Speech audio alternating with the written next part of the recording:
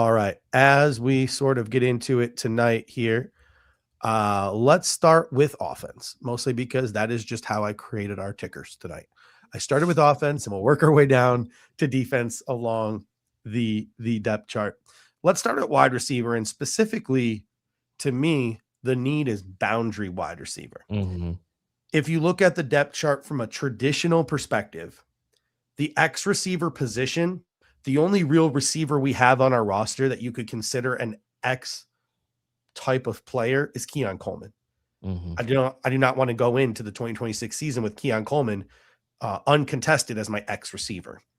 Really, the only receiver you have on the roster right now that you could consider a Z or a flanker, the other boundary receiver in this offense, is Josh Palmer. And again, despite the fact that we liked Josh Palmer last offseason and injuries did take a toll on him this year, you do not want to go into 2026 with Josh Palmer as your uncontested Z flanker.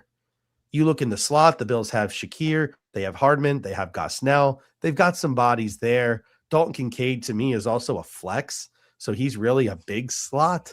So I think the Bills are covered there. It's really the boundary bodies, because Tyrell Shavers is probably going to spend the entire year on injured reserve, and the expectation is that Curtis Samuel will be released. So again, same problem year after year. It is boundary wide receivers who can separate. So for X, we're looking for a big body receiver who can block, needs to have a better resume in contested catch situations than Keon Coleman. At the Z, we need more natural separators. We need speed. We need verticality. If you were to stack this depth chart 1 to 6, and let's be nice here with 6, saying we're going to keep 6 receivers, to me, I always put Shakir at 3 because he's a slot. Wide receiver 1, question mark. Wide receiver 2, question mark. Wide receiver 3, Shakir. 4, Palmer. 5, Coleman. 6, question mark. The Bills need to add some legitimate juice at this position this offseason. Mm-hmm. Yeah, they really do. And I think you made a good point there that, we shouldn't gloss over about Shavers not possibly even playing the whole year next year either. So you really can't, you see him on the roster and you're like, hey, that's great. But he's probably not going to contribute in a meaningful way at minimum until very late in the season, and maybe not even that. So you really are going into the season right now with just Coleman, Palmer, and Shakir are the only guys really that you can really count on right now. Hardman, yes, up, he's was gone and was back, and I'm finding it hard to really count on him either. But yes, he is on the roster. So there is that, but the Bills need an influx of more than just one guy here, I guess is the point. Mm-hmm. You need multiple guys brought in. Probably you need to use all your avenues you have here. So that's both free agency and the draft to kind of stack this room back up. But again, we're going to talk about defense a ton tonight. There's only so much to go around dollars wise and draft pick wise. So you have to be smart too on what you do with this position. I'm about to get reckless when we start. But I will say this, and I mentioned this on the Cap Extravaganza show for those who tuned in. Mm-hmm. Brandon Beane's track record of drafting wide receivers outside of Shakir has been pretty bad. His track record of bringing in wide receivers outside of trading for Stephon Diggs has been pretty bad. Overpaid Josh Palmer, overpaid Curtis Samuel. Matt Collins was nice for a year, but he was nice last night for a little bit too. It's been a bad track record. So for me, the best that he's done at this position in his tenure was when he went out and traded that first rounder for Stephon Diggs. I would consider doing something like that for a Chris Olave or something like that if I was Brandon Beane, to try to bring in some stability, I would say Chris Olave elite level trades, since he wasn't all pro this year and really turned things around after those concussions from a year ago. That would be the type of guy that if you're going out and looking for, knowing the track record, go get a proven commodity. That would be my approach. I know we're going to talk other free agents, but man, that would be something that would be near the top of my wish list. Yeah, no, I agree with you. To me, when I look at it, I grew up in the Madden era, right? Like me want receiver. Like that's what me want, right? So To me, the big dogs are obviously. I don't think the Bills are trading for Justin Jefferson. I don't think we Oh, got the yeah. ammunition to do it. Right, like Mhm. take that off the board. I think we could trade for AJ Brown. That would be nice. Like Marvin AJ Brown Harrison would be Jr., a good maybe? one. A little riskier with Marvin Harrison Jr. A little riskier with Brian Thomas Jr.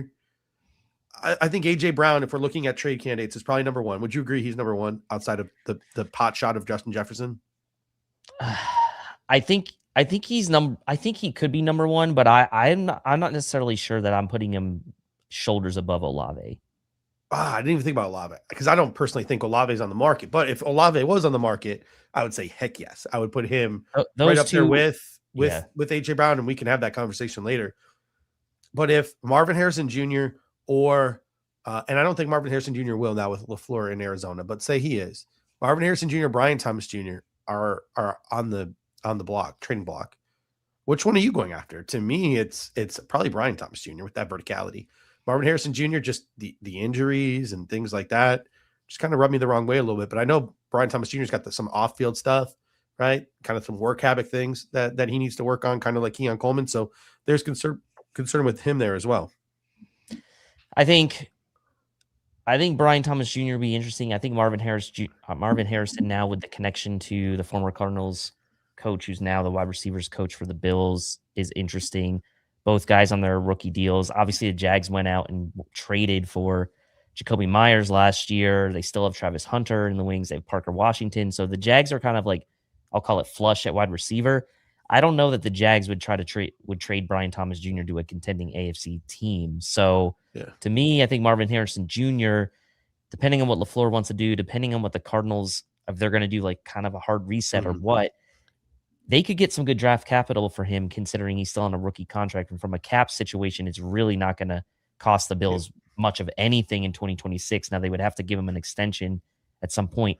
But I don't know. I think for me, I would probably, if I'm trying to go after either two of those, I'd probably go for Mm-hmm. Marvin Harrison Jr. Looking at free agency, the Golden Geese are Alec Pierce and George Pickens. Obviously, most people believe both those guys are going to get franchise tags. They won't be on the market. I have let it be known for a while now. Alec Pierce, despite some of the injury concerns, is the one that I would want this season over anyone, over any trade candidate, over almost any draft pick outside of Cardinal Tate, Jordan Tyson, or Mekhi Lemon. Like, if we can get our hands on Alec Pierce, he brings size, he brings contested catch, strong hands, he brings the verticality. Like, he brings everything. He checks every box I'm looking for in the wide receiver that the Buffalo Bills need to complement what they have in the room and to complement Josh Allen. George Pickens, he obviously had a big year this year. Those are the Golden Geese. I think the second tier to me is simply just Rashid Shaheed and that verticality we saw last night. Like, he can get open, he can get deep. We saw it in the NFC Championship game. We saw it last night in the Super Bowl, even though they didn't complete that pass. The guy gets open deep and he stretches defenses and he can make big plays on special teams. Rashid Shaheed is in that second sort of tier for me. And then the third tier, I have Romeo Doubs and Juwan Jennings as guys who can get you first downs, guys who can get you buckets. Are they the flashiest in the world? Are you probably overpaying them? Yes. I think they're probably better than Josh Palmer, but they're kind of in that Josh Palmer mold of that type of tier of free agent, in my opinion. So Pierce, Pickens, Shaheed, Doubs, and Jennings, those are my guys in free agency. I just don't want to talk about Brandon Cooks. I don't want to talk about Tyquan Thornton. I don't want to talk about Kendrick Bourne. I don't want to talk about Christian Kirk. I don't want to talk about Greg George. I don't want to talk about Tutu Atwell. I don't want to talk about Jahan Dotson. I don't want to talk about any of the dime store receivers. I don't. If we add one, will I be fine? And can we talk about where they slot in and all that stuff? Cool. But I just have no interest right now in having a conversation about dime store receivers unless it's, oh, we got a dime store receiver and we drafted 2 in the first 3 rounds. Like, cool. Then we can have a conversation about who fits in where and piecing that puzzle together. But I will be pretty mad up until draft day if our only ad is one of those dime store guys I just mentioned. Yeah, and Mike Evans probably will sign back with Tampa Bay too. I didn't even put Mike Evans on that list. Yeah. I mean, I wrote Christian Kirk down, but I also kind of did the strike through because I'm like, I see a lot of people. I wrote him down because I wanted to talk about, like, I don't know why people are clamoring for him as a slot guy. It just doesn't make sense for the fit. Pierce and Shaheed to me are the 2 best fits, I would say, for what we need. Shaheed is a Mhm. downfield threat. We saw him get open a couple times last night. Christian Gonzalez made a couple really nice plays where he was got by. Pierce had over 1,000 receiving yards this year on less than 50 catches, which is crazy. Yeah. And he really, honestly, like he's obviously his bread and butter is the downfield stuff, but he did a little bit more this year from a route running perspective for Indy. And if you think about the makeup of Indy's other receiving threats, right? You had Tyler Warren, you had Michael Pittman, you have Josh Downs kind of working the underneath.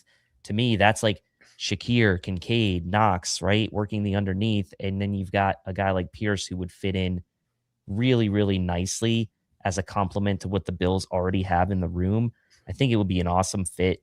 But I also think, like to your point, Indy's probably not going to let him out of the building. So for me, I would be looking at like a guy like Shaheed and maybe even Shaheed and a Jawan Jennings, like both, like or a Shaheed and a Jahan Dotson or a Jennings and a Jahan Dotson. I know you don't want to talk about those guys as the only guys, but like I could wrap my head around two of those guys if you're not able to kind of swing and get Mhm. one of the top guys like Pierce, right?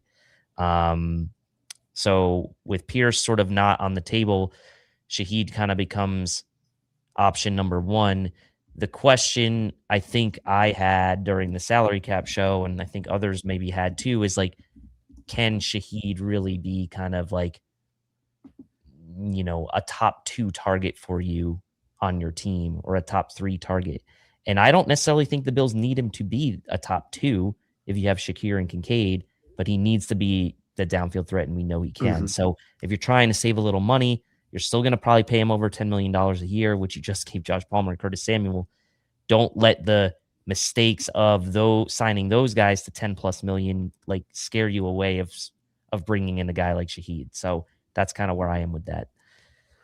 Taking a look at the NFL draft, my focus so far has been on separators. So some Mm, of the bigger body guys I have not really invested too much time in yet. So mm, my board is still very, very early in terms of and the combine changes things, whether we like to admit it or not, because you hear things, rumors and rumblings out of Indy and guys test in certain ways and check boxes in certain ways that rises them and drops them. Maybe not on teams boards because teams knew it was coming, but certainly from our perspective, it changes things. But to me, like I'm not going to talk about Denzel Boston tonight. I haven't really gotten into Denzel Boston yet. I go back and forth with him every time I try to do work on him because he's that bigger guy. To me, it's like to me he's Matt Collins. And do you want to spend a first rounder on Matt Collins? I don't know.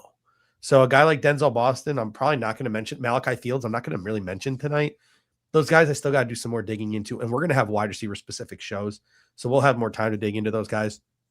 The big three are obviously Carnell Tate, Jordan Tyson, Makai Lemon. I have Jordan Tyson as my wide receiver one. I know he's mhm. got the injury issues. I have Makai Lemon as my number two. I know he sort of fits in as a power slot, but I know he can play on the boundary. And then you have Carnell Tate. He's my wide receiver three. He's many people's wide receiver one, though. Mhm.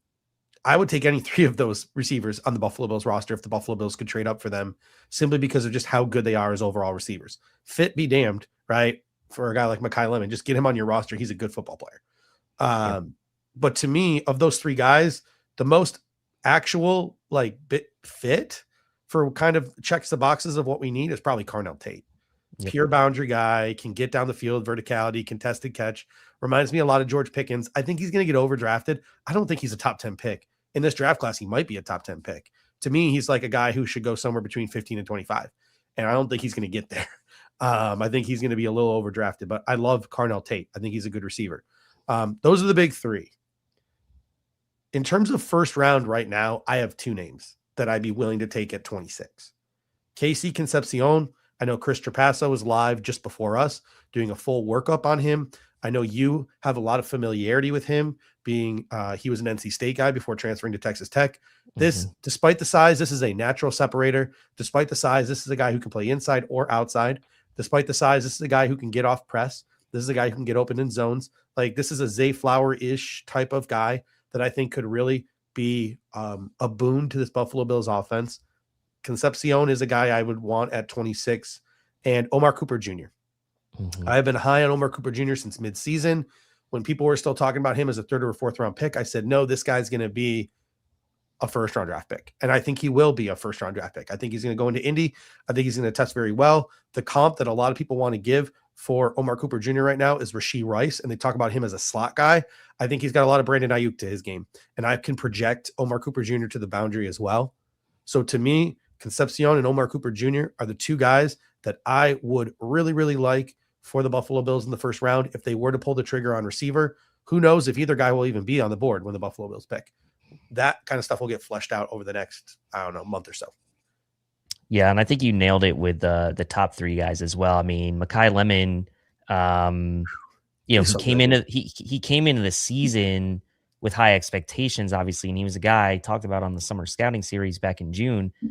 Back in the summer, he was, PFF had him ranked as like his 45th, 40th overall prospect. I mean, now he's in the top 15 for Mm-hmm. them overall. So he really, I mean, obviously he had a fantastic season and really helped himself out. He was one of the best receivers in college football this year. And, I talked on the draft show a bit about like how, yes, he was a slot. And so it's like, would I move up for him? Like, I don't know. But like thinking about it more now, I'm like, man, like he's just a great football player. So I'd be, like you said, kind of position be damned, like find a way to make it work. And maybe they would. Tate and Tyson, I think, are good fits for what the Bills need. I think, to me, this is not a great top end wide receiver class. I think I think the middle to late of the first round is actually maybe a little better than what the middle to the late was last year. But I think the top of last year's class with Ted McMillan was better. I think Ted McMillan was better than any receiver in this class. That's just my personal opinion. But Concepcion obviously spent 2 years at NC State, elite separator. He has short area quickness. So talk about like route running. He could do it. Um, he can also get vertical as well. Like to me, he's like you mentioned. Uh, who is it that you actually mentioned that you compared him to? I forgot now. I'm blanking, but it was a great comp that Who you is said this about player? Concepcion, the Zay comp you Flowers. mentioned. Yeah, Zay Flowers. And so I hadn't even thought about that, but that's a great one. And to Mm-hmm. me, I was thinking like compared to last year's class, like everyone loved Kyle Williams last year in the draft. And so to me, like there was some limitations to Kyle Williams' game, like some top end speed stuff and some of the twitchiness. But like think about how much you like Kyle Williams last year. And I know he didn't really do a lot for the Pets this year, but Concepcion, like take Kyle Williams as a prospect last year and like just increase his attributes on everything well that Kyle Williams did, and you get Casey Mm-hmm. Concepcion, and that's why he could be a first round pick this year. I like how committed you are, your conviction on Omar Cooper Jr. from Yeah. Indiana. He's my guy this Um, year. he looks fantastic. He actually had the best receiving grade. PFF had him as their best receiver against zone coverage this year. He's just so good, man. Like, So they're number one against zone coverage even if we this want to year. kick it old school, like I think I see a little Odell Beckham Jr. in this game too. Like, so I really do think that he's a guy who's going to blow up. Like, and he might end up being the best receiver in this class. Like, he's to me is massively slept on. I think he is heads and shoulders above Elijah Surratt as a prospect, and we can obviously talk about guys like Surratt on a later show. Not really talking about those big bodies right now. Yep. Second round, I have two names right now, and they're not the sexiest names in the world. Chris Brazzell, the second out of Tennessee, Mhm. and Jacoby Lane, the wide receiver out of USC. These are Mhm. both in the like MVS type of mold where it's like you're sticking them on the boundary and they're running verts. It's those types of receivers. I think Chris Brazzell, a lot of people want to scout the helmet, went to Tennessee. Oh, Jalen Hyatt, they don't run the best routes there. Dante Thornton Jr. last year. Oh, I don't like Chris Brazzell. I don't like Chris Brazzell. I think Chris Brazzell's fine. Does he struggle a little bit with press? Yes. But I think he's a lot different than those other two receivers. I think he's got more receiver to his game. He ran a more diverse route tree at Tulane before he transferred to Tennessee. I think he is a nice, jump ball go getter. I think he eats space really well vertically and stacks really well vertically. I think if you're just looking for a guy to go out there and run verts, and maybe he can do some other things in the future, but right now you're just getting that guy vertical and using that field stretching ability. I think there's worse things you can do than Chris Brazel at pick 60 for the Buffalo Mm. Bills in the second round. So to me, Chris Brazel and Jacoby Lane are the two names I'm looking at in the second round. Not the sexiest of names, but I do like them as sort of boundary only flanker prospects. Yeah, I mean, you think about some of the ones that went in the draft last year, like Jaden Higgins or like AMNR type of guys. Mhm. Brazel, third best receiving grade actually of all wide receivers in the class with at least 50 targets. So he did grade out well for what it's worth on that note. So yeah, I think I'm with you there. I think Mhm. it's tough to think about like if you start thinking about these guys in the second round, like to the point who said that Bills are electric in the comments. We can't Mhm. count on a rookie to be the only option. And I think No, that's 100%. where it's like you talk about these guys, these would be guys like if you went out and like spent some money in free agency or made a Mhm. trade and then like double dipped and made an investment in the second round to one of Yeah. these guys. That would be I Oh, think a lot of people would AJ be Brown and Chris Brazel. Cool. That sounds yeah, good. like, that's what I'm saying, like, Yeah. the combinations you can start Yeah. to make then become very interesting. Third round, Ted Hurst, Brennan Thompson, and Zachariah Branch are some names. Ted Hurst kind of blew up the combine, so I got to dig more into him, but I like him as a vertical threat. I really love Brennan Thompson. I've loved Brennan Thompson for a while. He blew up my Arizona State Sun Devils early on this season out of Mississippi State. He's a smaller guy, but if you look at some of the true media data, and I know Adam Pencil has sort of been digging into this, like that dude is just a downfield electric blazing speed, like Tyreek Hill type speed playmaker, like down the field. So a guy like Brennan Thompson, despite his smaller stature, is a guy I think the Buffalo Bills should have their eyes on. To me, he's a third round pick. He's a late day 2 guy, but I wouldn't be shocked if by the end of this process he convinces somebody that he's a late second round guy. So I Mm. really like Brennan Thompson. Remember the name Brennan Thompson as we move along here.